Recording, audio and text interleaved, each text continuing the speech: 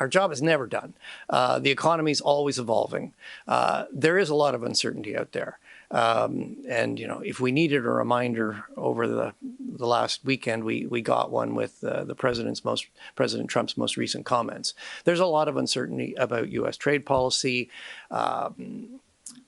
There's still a fair amount of uncertainty about, what is the impact of U.S. tariffs on the Canadian economy? How does this structural change play out? Monetary policy is providing some stimulus, but as I tried to outline in my opening remarks, the role of monetary policy in the current situation is somewhat limited. What we're going through is not just a cyclical downturn. And what do I mean by cyclical? Cyclical means, you go down and you come back up. You go back to your previous trend path. It's not just a cyclical downturn. The U.S. has swerved to protectionism.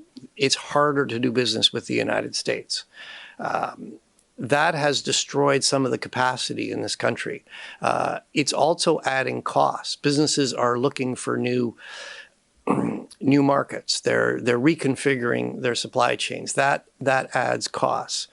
So, the fact that this is partly structural and the fact that it's adding costs limits the ability of, or limits the role of monetary policy in boosting demand while keeping inflation low. And look, if the outlook changes, materially, we're prepared to respond. But yes, our message today is that,